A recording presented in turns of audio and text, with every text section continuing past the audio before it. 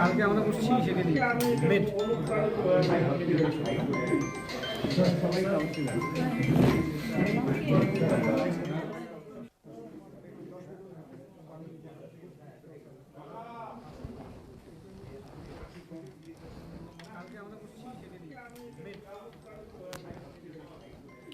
কোচবিহার শহরে ব্যবসায়ীদের সাথে মতানৈক্য মিটিয়ে নেওয়ার পর এবার বিজ্ঞাপনী এজেন্সিগুলির সাথে আলোচনার মাধ্যমে দীর্ঘদিনের সমস্যার সমাধান করলেন কোচবিহার পৌরসভার নবনিযুক্ত পৌরপ্রধান দিলীপ সাহার নেতৃত্বাধীন পুর বোর্ড।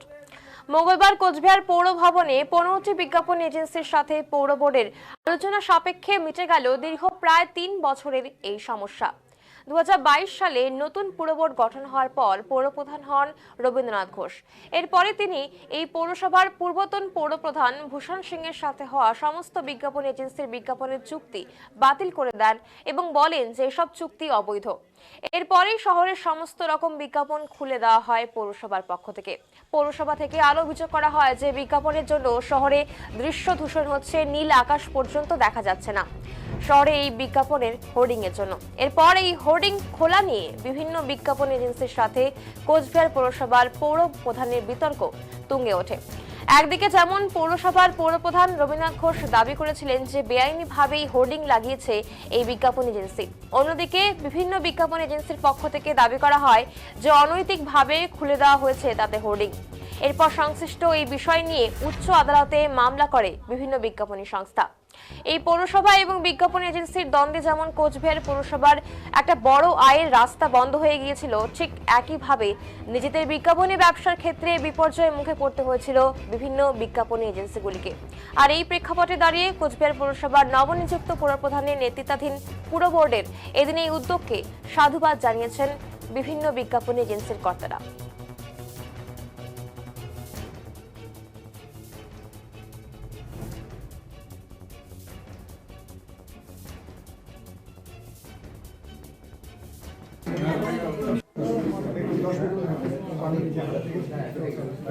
দীর্ঘদিন ধরে তো কোচবিহার পৌর এলাকায় হোর্ডিং বিজ্ঞাপন বন্ধ ছিল, অবশেষে নতুন চেয়ারম্যান হওয়ার পরে নতুন উদ্যোগ নিল।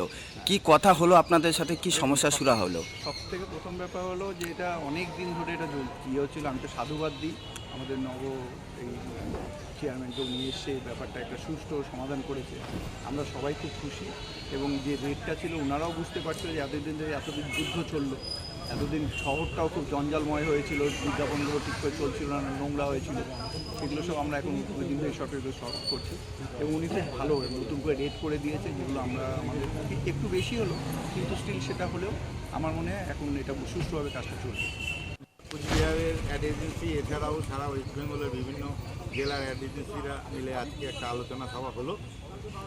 এই 2023 সন থেকে আমাদের পৌরসভার সাথে এই অ্যাড এজেন্সির একটা বিতর্কিত একটা আলোচনা হয়েছিল। সেখানে হঠাৎ করে অনেক রেট বাড়িয়ে দেওয়া হয়েছিল পৌরসভার থেকে। সেক্ষেত্রে আমাদের খুবই অসুবিধা হচ্ছিল এবং দীর্ঘ কয়েক বছর এই 23 সন থেকে এই 25 অবধি আমাদের খুব দুর্দশা গেছে। আমাদের কোচবিহারে কোনো অ্যাড থেকে আমরা কোনো রকম আয় করতে পারিনি, পৌরসভা আয় থেকে বঞ্চিত হয়েছিল। এটা আজকে নতুন চেয়ারম্যানের মাধ্যমে আজকে একটা আলোচনা ফলে এটা সুষ্ঠুভাবে সমাধান হলো। একটা মাঝামাঝি একটা রেট ঠিক হলো এবং বিভিন্ন ক্যাটাগরির যে হোর্ডিং রয়েছে তার একটা নির্দিষ্ট রেটও ঠিক হয়েছে।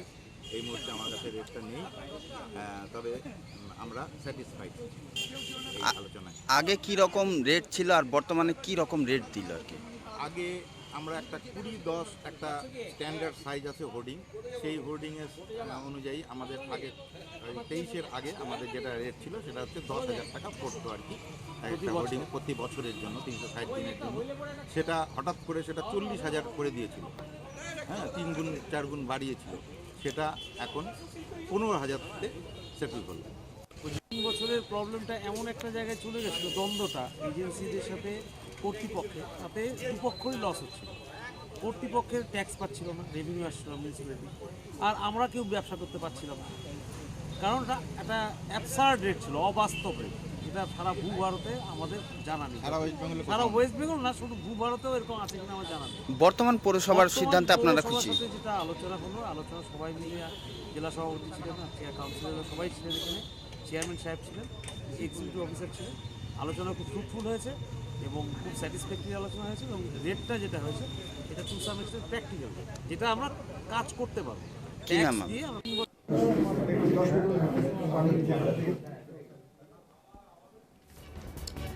এদিন এই প্রসঙ্গে কোচবিহার পৌরসভার পৌরপ্রধান দিলীপ সাহা জানিয়েছেন, এই বিজ্ঞাপন হলো পৌরসভার আয়ের একটা অন্যতম অংশ।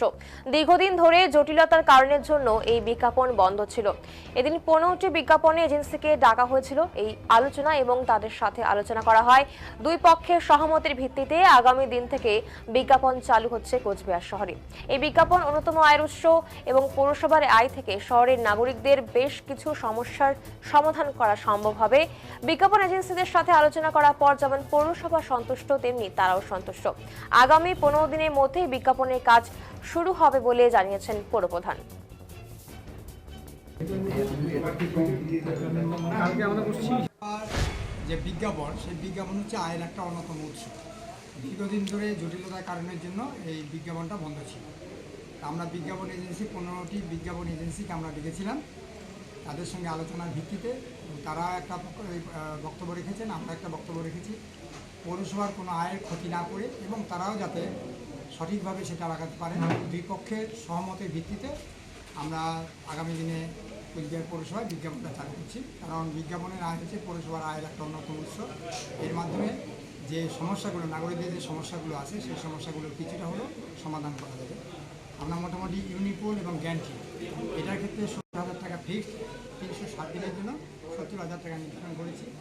এর বাইরে নন লিড হোর্ডিং বলে একটা আছে, সেটা হচ্ছে 75 টাকা পার স্কোয়ার ফিট 360 দিনের জন্য, এবং ব্যাকলিড হোর্ডিং আছে 140 টাকা পার স্কোয়ার ফিট 360 দিনের জন্য নির্ধারণ করা হয়েছে। আমরা আশা করছি এর মাধ্যমে পৌরসভার একটা আয় উৎস হবে।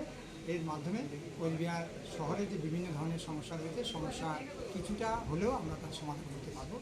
এবং দুই পক্ষই, আমরা পৌরসভাও সন্তুষ্ট এবং যারা বিজ্ঞাপনদাতা তারাও সন্তুষ্ট, এবং আগামী 15 দিনের মধ্যে তারা সমস্ত ক্লিয়ার করে দিয়ে এবং যেদিন থেকে তারা টাকা জমা দেবেন সেদিন থেকে তারা কাজ শুরু করতে পারবে। এখানে কি মনে করছেন এতদিন ধরে এই বিজ্ঞাপন বন্ধ ছিল, পৌরসভার আয়ের কিছুটা ঘাটতি হয়েছে? ঘাটতি তো হয়েছে।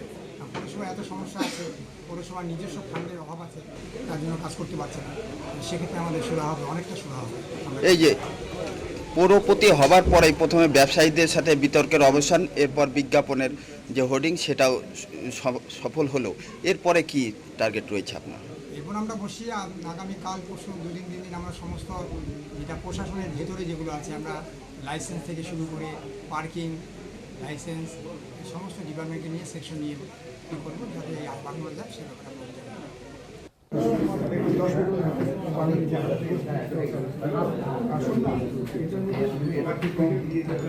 কালকে আমরা বসছি সেখানে মেট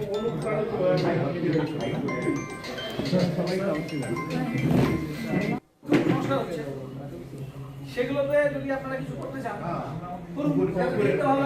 ডাস্টবিনের উপরে যদি আপনারা কিছু করতে চান, বা কুচবিহারের হেরিটেজ অনেক কিছু আছে সেগুলোকে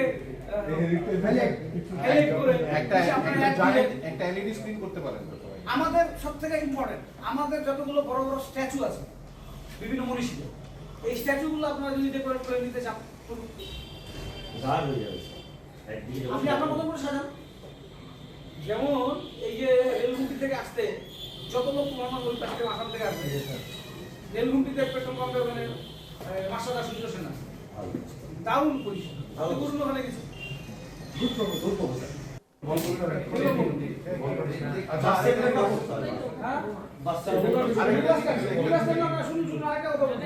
মিনি বাস খুব ইমিডিয়েটলি আমরা